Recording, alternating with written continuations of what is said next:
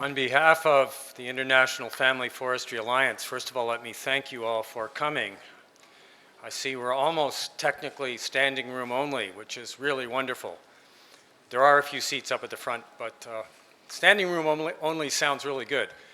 Let me also, on behalf of IFFA, express appreciation to the Forest and Farm Facility for inviting us to share in the planning and hosting of this event. My job is to provide a very brief piece of background on part of the conceptual framework for the discussion that's going to take place this afternoon. And it's going to be really brief because these are the people we really want to hear from.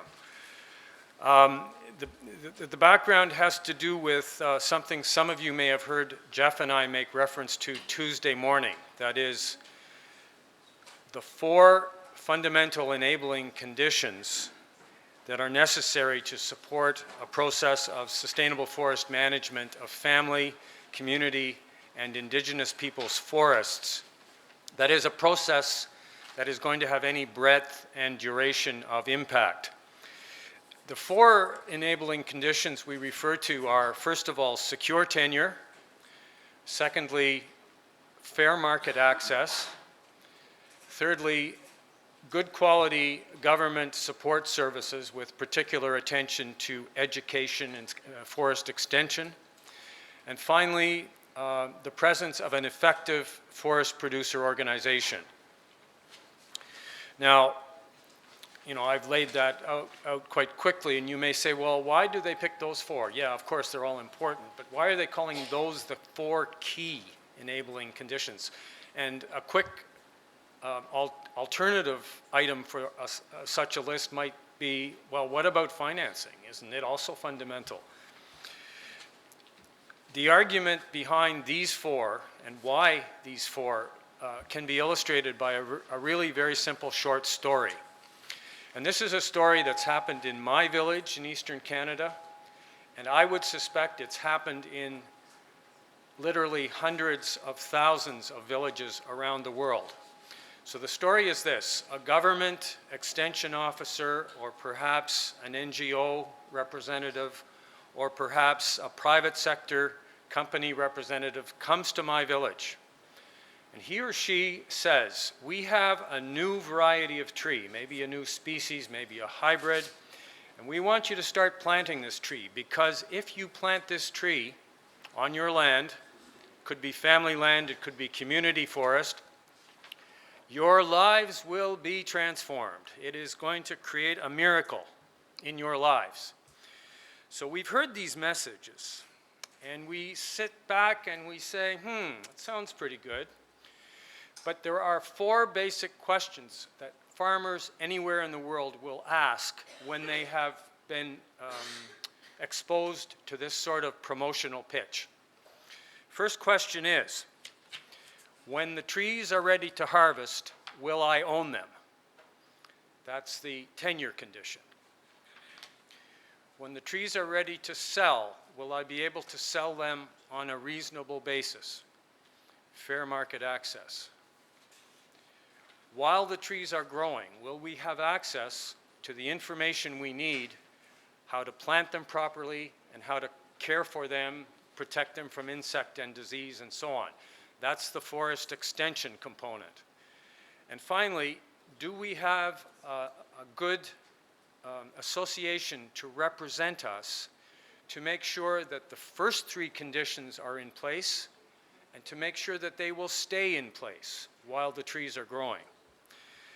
We argue that these 4 conditions represent very specific risks that farmers, family forest owners are very sensitive to, very aware of, and must consider before embarking on a new venture. So that's the argument. Financing, we would say, will fall in place relatively easily if those 4 conditions are present.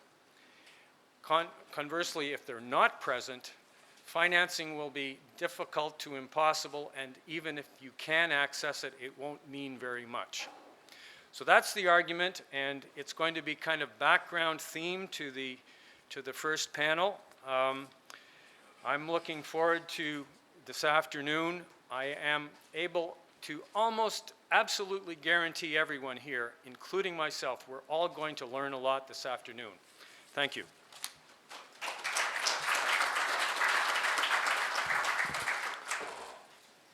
Thank you very much, Peter, for really setting the stage so eloquently and concisely, for really introducing our first panel, which we'll hear from in a few minutes.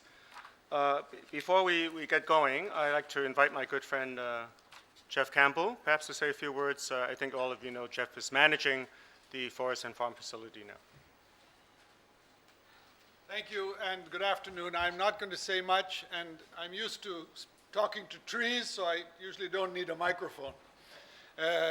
But I think I just wanted to welcome, especially from the Forest and Farm facility, our honored speakers here this morning, and I mean this afternoon for both sessions, who will represent millions of forest and farm producers around the world. And in the afternoon, the innovative government officials who are helping to facilitate a better quality of forests and a better life. So it's really more to honor them and thank them for their presence, and to thank the rest of the speakers in today's event, which is all of you, because we hope that everyone will be actively taking place.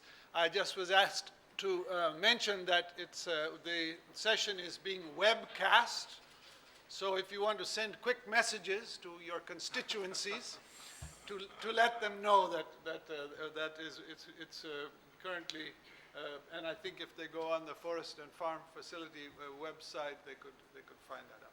So that's all I have to say. Thank you very much. We're in very good hands with Chun Lai, who's going to be facilitating this, and let's have a great event.